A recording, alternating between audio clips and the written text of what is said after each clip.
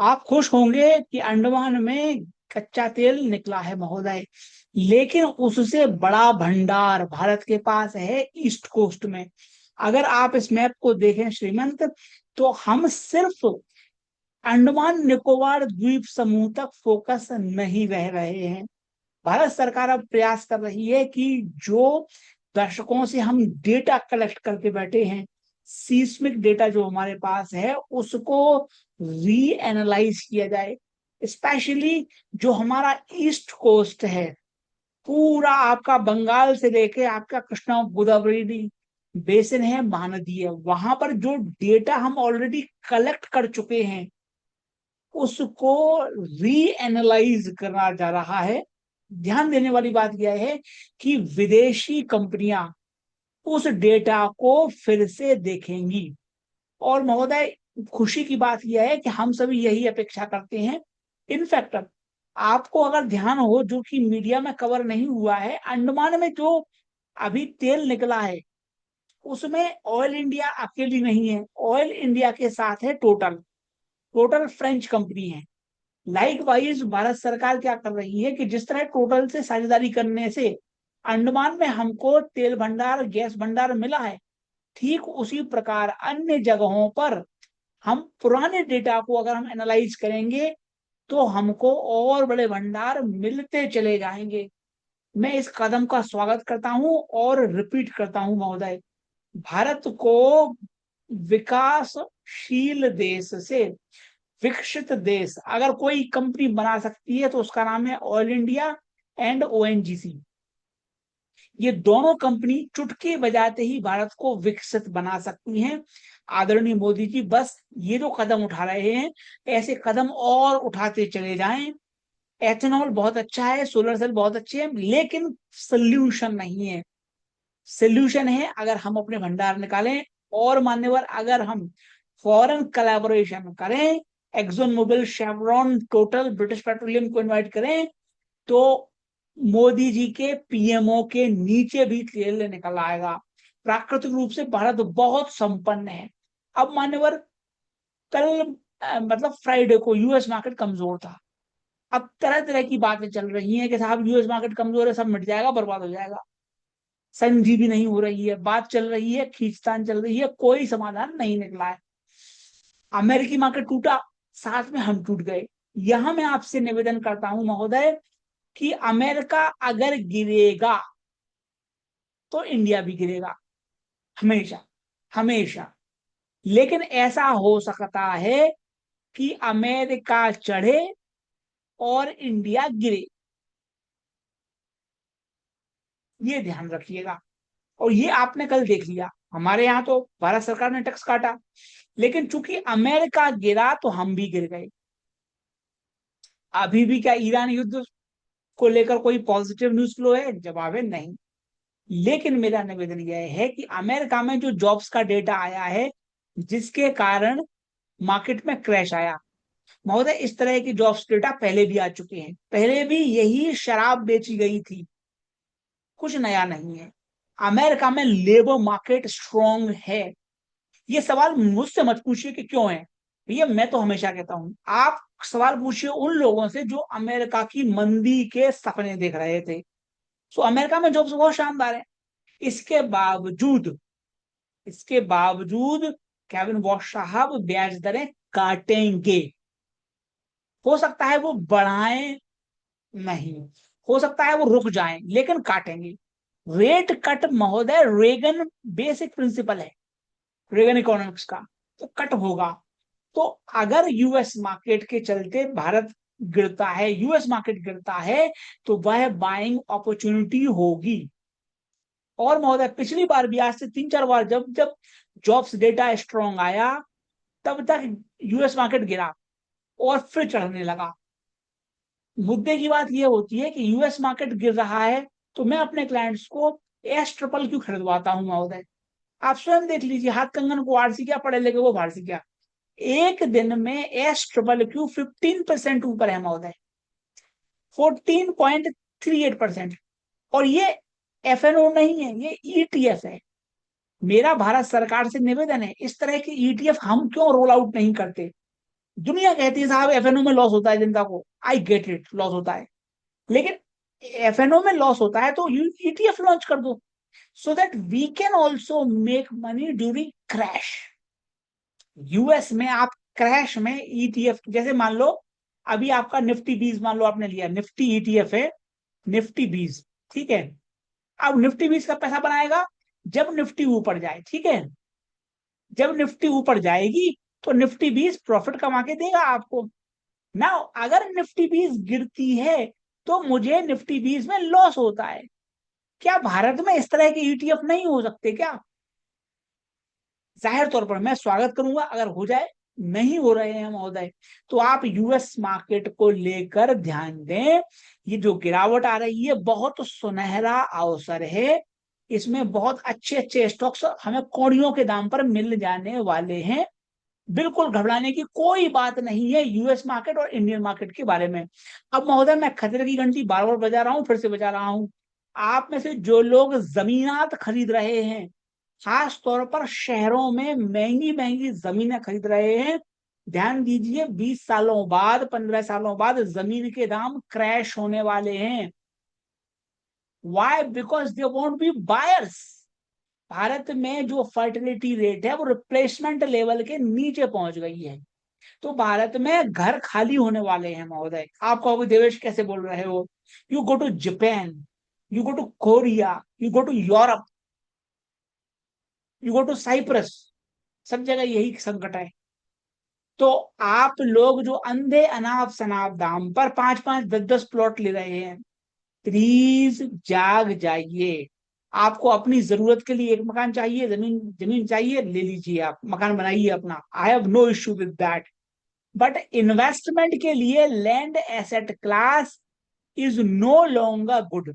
आपको फार्म खरीदना है, फार्म हाउस बनाना है, डिफरेंट मैटर, लेकिन सिर्फ लैंड आपको खरीदते चले जाना है ताकि आप भविष्य में उसको बेच सकें 10 15 साल बाद, तो महोदय फर्टिलिटी रेट गिर रही है, आपके सामने है। आप लोगों का क्या व्यू पॉइंट है? अगर आप कहने वाले हैं कि साहब फर्टिलिटी गिर रही है फिर भी हम लैंड में निवेश करेंगे, तो कमेंट सेक्शन में लैंड लिखिए।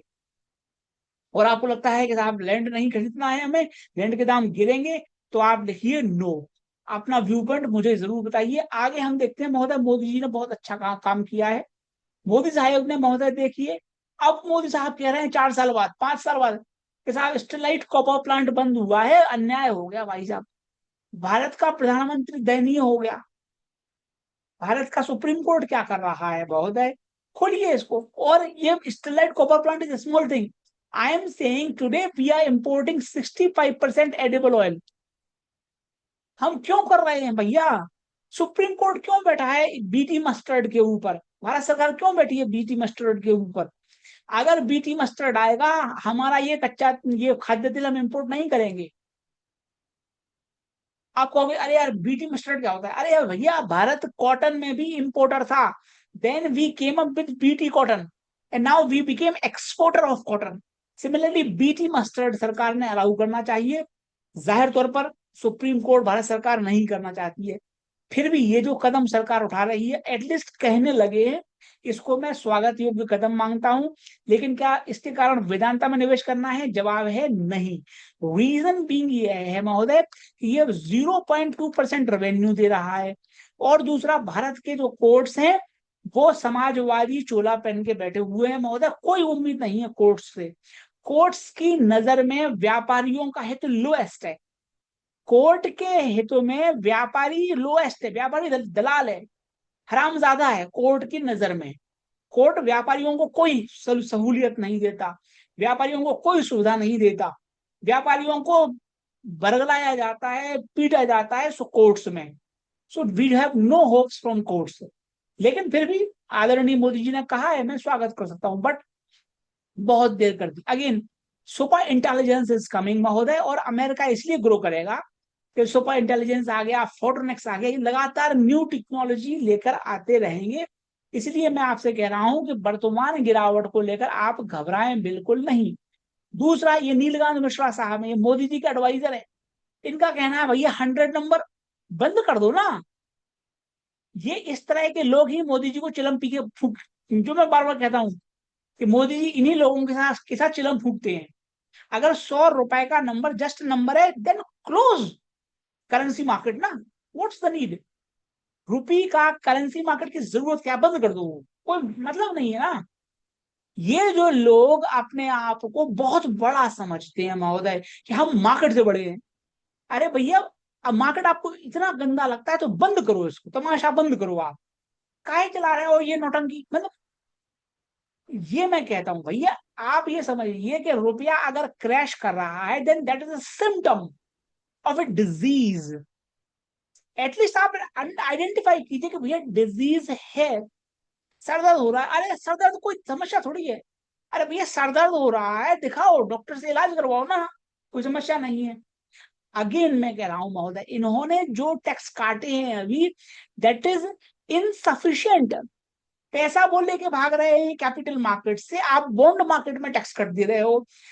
सवाल समझिए महोदय, कैपिटल मार्केट से पैसा निकल रहा है, आप टैक्स कट दे रहे हो बॉन्ड मार्केट में। How will this add up? इसलिए भारत सरकार को आज नहीं 10 साल बाद इनको जागना पड़ेगा। मैंने आज से 4 साल पहले कह दिया था, जब इन्होंने बॉन्ड पर टैक्स बढ़ाया था, कि इनको बॉन्ड का टैक्स काटना पड़ेगा। आज देखो काटना पड़ा, सब कुछ लुटा के होश में आना पड़ा। ठीक इसी प्रकार मैं कह रहा हूं, इक्विटी पर इनको एलटीसीजी और काटना पड़ेगा, एसटीटी काटना पड़ेगा। और अगर आप मेरे साथ सहमत है कि भैया एलटीसीजी काटना पड़ेगा, आज नहीं तो 10 साल बाद ये झक मार के काटेंगे, तो कमेंट सेक्शन में एलटीसीजी लिखिए, एलटीसीजी लिखिए, अगर आप मेरे व्यू पॉइंट से सहमत हैं तो। भारत सरकार को जागना पड़ेगा महोदय। अब ये मोदी साहब कहते हैं भैया mo momentum, reform express, ease of living, पता नहीं भैया वही चीज बार बार रिपीट करते हैं भैया। Do you even understand what you are talking about? क्या होता है ईज ऑफ डूइंग बिजनेस? क्या होता है ईज ऑफ लिविंग? 11 सालों में नहीं दे पाए आप, अब कब दोगे भाई? इनको पता ही नहीं महोदय क्या होता है ease of living, ease of doing business. जब आप कहते हो ease of living business, living ease of doing business, मतलब बिजनेस को फ्लरिश करने दो, आगे बढ़ने दो, ये नहीं करने देंगे। मैं इनकी बुराई नहीं कर रहा हूं, मैं आपसे सिर्फ ये कह रहा हूं कि इन इस छलावे में मत आए, इस छलावे में मत आए, ये धोखाधड़ी है, सरेआम गुंडागर्दी चल रही है महोदय, इन बातों में आइए मत, क्योंकि समस्या बनी रही है। अब आप देखिए, भारत में सबसे ज्यादा मोदी जी भरोसा करते हैं सिविल सर्वेंट पर और बैंक पर, बैंक पर और civil servant, IAS, IFS, IPS, इन पर भरोसा करते हैं महोदय, और बैंक पर। यही सबसे बड़े लुटेरे हो। और मोदी जी को आज तक समझ में नहीं आया, 11 सालों से सत्ता में है, कि भैया आईएएस अधिकारी आपका शत्रु है, आईपीएस आपका दुश्मन है, आईएफएस आपका एनिमी है, बैंक के अधिकारी आपके दुश्मन हैं। लेकिन मोदी जी इन्हीं को एम्पावर कर रहे हैं। अगर आप समझते हो कि बैंक मैनेजर, आईएएस, आईपीएस का empowerment ease of living business है, ईज ऑफ लिविंग है, ईज ऑफ डूइंग बिजनेस है, then you are utterly wrong. तो हम सीरियसली पथ भ्रष्ट हो चुके हैं, यह आप ध्यान रखिए। हमारे सामने जो अभी बड़ी समस्या है वो है सबसे बड़ी, वीक मॉनसून की। लकीली केरला में बहुत अच्छा मॉनसून आया है, गोवा तक आ गया, और प्री मॉनसून शॉवर्स भी चलने लगी हैं। बट अगर वीक मॉनसून रहता है तो हमारा जीडीपी का आंकड़ा भी कटेगा और मार्केट भी धस सकता है। ये रियल डेंजर है, इंडिया स्पेसिफिक डेंजर है, इसके प्रति आप जागरूक रहें। अगर एल नीनो आता है, मैं समय से पहले एल नीनो के बारे में आपको चेता रहा हूं, ध्यान दीजिए। Super El Nino, Godzilla El Nino, जो कहना है महोदय कह दीजिए, but that is a serious danger to our economy. Hopefully ये नहीं होगा, ना हो तो अच्छा है। और अभी संभावना दिख तो रही है, वार्निंग तो है ही कि एल नीनो आने वाला है। ओपन एआई अपने सुपर ऐप को ओवरहॉल कर रही है, नया ऐप बना रही है, तो इसी तरीके से महोदय ये टोपियां घुमाते रहेंगे। और अगेन जो एआई इंफ्रास्ट्रक्चर अभी भारत में बन रहा है, उसमें भी कंपोनेंट्स अमेरिकन लगेंगे, उसमें भी एनवीडिया की चिप्स लगेंगी, माइक्रोन की मेमोरी चिप्स लगेंगी, मार्वल का फोटोनिक चिप लगेगी। तो आपको कोई नहीं घबराना, यूएस मार्केट में करंट क्रैश गोल्डन अपॉर्चुनिटी होने वाली है। निस्संदेह रूप से। अब महोदय अगले सप्ताह देखना पड़ेगा आरबीआई की पॉलिसी, ये कोई पॉलिसी थी ही नहीं। शेयर मार्केट में समस्या थी, सोल्यूशन दिया बॉन्ड मार्केट का। It's market is not going to react. Market को चाहिए भैया कि कैपिटल मार्केट की समस्या को आपने सॉल्व किया है, नहीं करने को तैयार महोदय, क्या करें, घमंड में चूर चूर है। स्पेस एक्स का आईपीओ आ रहा है महोदय, दुनिया का सबसे बड़ा आईपीओ है। मैं इसमें अप्लाई की रिकमेंडेशन नहीं दे रहा हूं। रीजन भी बहुत ज्यादा वैल्यूएशन है, और मैं निचले लेवल से 30-40 डॉलर के लेवल से रिकमेंड कर रहा हूँ रॉकेट लैब्स को। 150 मार के आ गया वो, 130-140 मारा मारा हुआ है। तो मैं स्पेस एक्स रिकमेंड नहीं करता। बहुत महंगा आईपीओ है, और 2 ट्रिलियन, $1.75 ट्रिलियन का आईपीओ है महोदय, इतना ज्यादा। आपको समझ में आए कितना बड़ा अकाउंट है ये? भैया भारत की जीडीपी है 4 ट्रिलियन से कम की, हम 4 ट्रिलियन से कम है, और वहां एक कंपनी का आईपीओ आ रहा है $1.75 ट्रिलियन का। तो वो चीज है महोदय, स्पेस एक्स को मैं रिकमेंड नहीं कर पाऊंगा। Valuation is the reason. हाँ, मार्केट में आने दीजिए, गिरावट आएगी तो मैं पॉजिटिव व्यू पॉइंट दे सकता हूं। भारत, जो मैं लगातार कहता हूं महोदय, अब यही कह रहे हैं साहब, 8% हम कह रहे हैं भैया भारत को, और मैं नहीं कह रहा हूं, मेरे गुरुदेव आदरणीय स्वर्गीय श्री अरुण जेटली कहा करते थे ये बात, कि भैया 4-5%, 6% तो भारत बिना सरकार के ग्रो कर लेगा। अगर सरकार है तो हम 8 से 10% की ग्रोथ चाहिए। अगर हम जॉब्स चाहते हैं तो हमें 8 से 10% की ग्रोथ चाहिए। वो कहते हैं महोदय, आप ये 6% पे छाती पीटते हैं, तो मुझे दुख होता है भैया। 6% तो विदाउट मोदी जी पॉसिबल है। हम युवा देश हैं, आराम से पॉसिबल है। रशिया कह रहा है भैया भारत बहुत बड़ा ग्लोबल बूम लेके आएगा। They want us to remain energy consumer. हमें कंज्यूमर नहीं रहना है, हमें प्रोड्यूस करना है एनर्जी। हमें ऑयल इंपोर्टर नहीं, ऑयल एक्सपोर्टर बनना है। And how will become that? by inviting global companies into our country। Exxon Mobil, Chevron, British Petroleum को हम बुलाएंगे, कच्चा तेल हम उत्पादन करने लगे हैं, हम रूस को बेच सकते हैं सस्ता कच्चा तेल बड़े आसानी से। और यही मैं आपसे कह रहा हूं महोदय, आप देखिए आंकड़ा, जून के पहले सप्ताह में एफआईआई ने 43,000 करोड़ का माल बेच दिया। कहां बेचा? इक्विटी मार्केट में बेचा, शेयर मार्केट में बेचा। और आपने टैक्स बेनिफिट कहां दिया? बॉन्ड मार्केट में। सो आपको पता ही नहीं आप क्या इलाज काहे का कर रहे हो, बीमारी कहाँ है। और मैं ये बात लगातार 2.5 साल से कह रहा हूं, जितना ये एफपीआई सेल करते हैं, फॉरेन पोर्टफोलियो इन्वेस्टर्स जितना ये सेल करते हैं, उतना रुपया टूटता है, और जितना रुपया टूटता है उतना ये सेल करते हैं। फिर से मैं रिपीट, ये हम भैया रजिया गुंडों में फंस गई। रजिया गुंडों में ऐसे फंस गई कि ये सेल करते हैं, सेल करने से रुपया टूटता है, और रुपया जितना टूटता है उतना ये और सेल करते हैं। तो you need to break this vicious loop. And how you do that? By reducing tax. Unfortunately they are not doing this. इसलिए थोड़ा संभल के रहें, चौकन्ना रहें, ऐसा मेरा निवेदन है। हम अब निफ्टी का चार्ट देख लेते हैं महोदय, और आपके 1 सेक,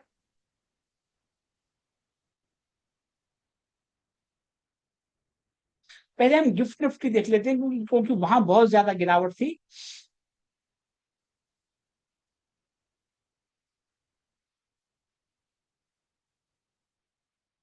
करीबन 350 पॉइंट की गिरावट थी पिछले शुक्रवार की रात को, यूएस मार्केट की देखा देखी।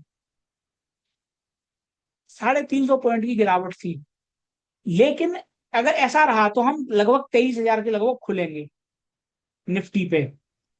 मेरा आपसे करबद्ध निवेदन यह है कि उन लेवल्स से हम फिर टप्पा मारेंगे, ये मेरा पॉइंट है, ये होगा। तो यहां पर ऊपर तो सेलिंग होगी, लेकिन यहां पर बाइंग भी आएगी, ये मैं कह रहा हूं बस, ये मैं कह रहा हूं। यूएस को देख के ये गिरावट आई है।